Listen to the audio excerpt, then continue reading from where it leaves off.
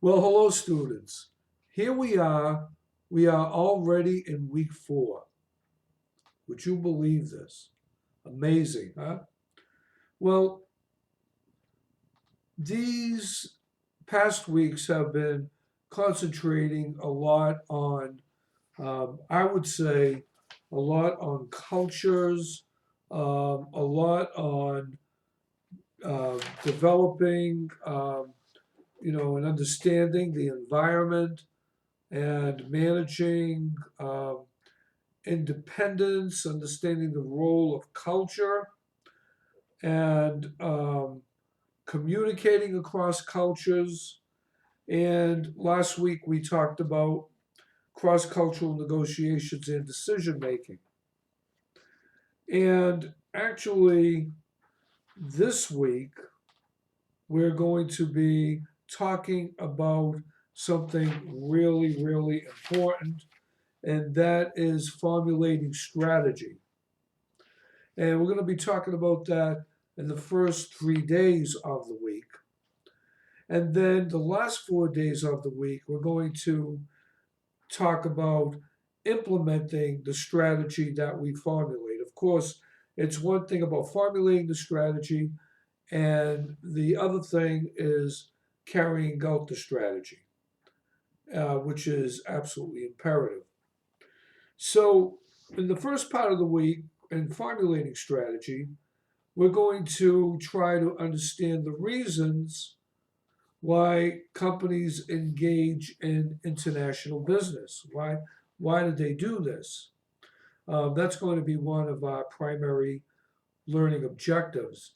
And then we're going to learn the different steps in global strategic planning. And that is going to include assessing entry strategies, in other words, getting into different markets. How do we go about doing that? And then we're going to talk about how we become familiar with strategic planning and different types of strategic planning through different markets. Okay, how do we break entry into those markets? And then the second part of the week, now we know how we're breaking into the markets internationally, different cultures, different brands, etc. Now we're going to be implementing those strategies that we talked about. And we want to, when we're implementing these strategies, we want to be able to become familiar with the types of strategies, um, I'm sorry, the type of strategic alliances that we need to build for international business and the challenges to implementing those types of uh, business strategies internationally and guidelines for success in alliances. So we here again we want to become familiar with the types of strategic alliances for international business that we need, and then the challenges when implementing a good, successful venture with these alliances. The second thing is the other objective here in chapter 7 is we want to understand what is involved, okay, in implementing strategies, especially when, say, we're a small business and we're looking at implementing a global type strategy. So, what are some of the techniques that we're going to use?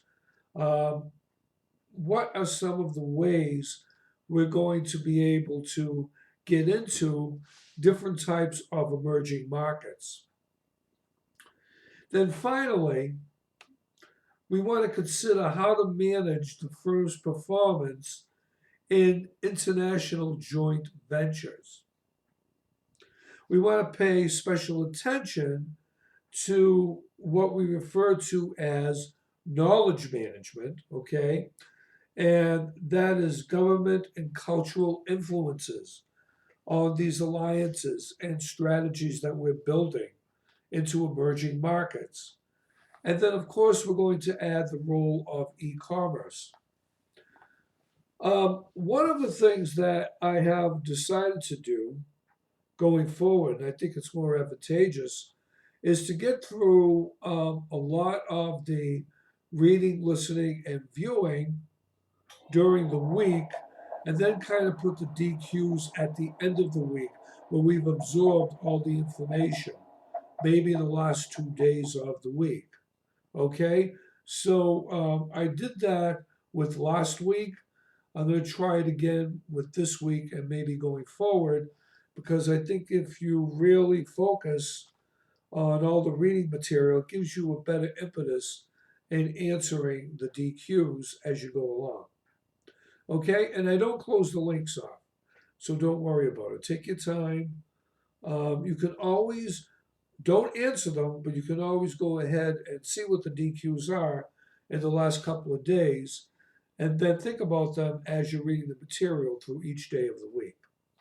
So that's kind of it for week 4, and you know how to get me again if you need me, Professor DeChico.